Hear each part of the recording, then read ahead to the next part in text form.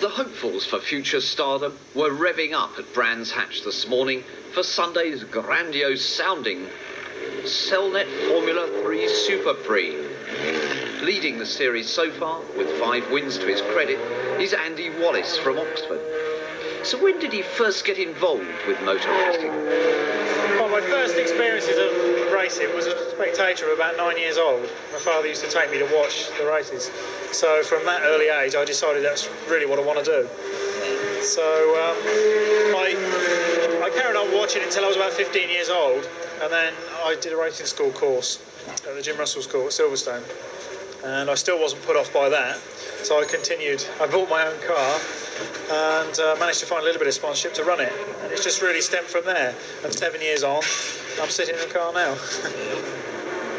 Like every other young driver, Andy's ambition is to break into the Formula 1 Grand Prix circuit. He was lucky enough to win the race immediately preceding this year's British Grand Prix, since when he's been knocking on team managers' doors. I went along and had a chat to most of them. It's a bit difficult on race day because they're very busy, but I write letters to them occasionally, showing them a result sheet and things, and just hope that they're nosing me. And you haven't got a deal yet, though? Not yet, but I'm working very hard on it. Unless you're someone well known, with a lot of money, like former Wham star Andrew Ridgeley, who's also taking part this weekend, there's no way you can fund yourself as a racing driver.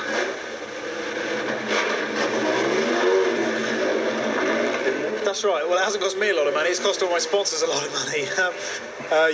You know, there's no way you can do, especially Formula 3, on your own. You've got to get out and find the sponsorship to do it. In Formula 3, there's still an element of fun and do-it-yourself.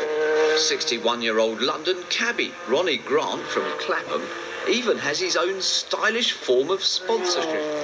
How long have you been driving? Which vehicle, the cab or the car? Well, a racing car. Roughly 18 years. And yet all the people around here seem very young. Well, you're only as old as you feel, aren't you? Really. They're all young people. But I started late in life. When I was their age, the war was on. I had to go and, do my bit in the army. With a helmet on, zooming around Brands Hatch, outwardly, all drivers look the same. And Ronnie Grant seems to be going as fast as those a third of his age. Do you tell your passengers ever that you're a motor racing driver? No. Don't want to frighten them.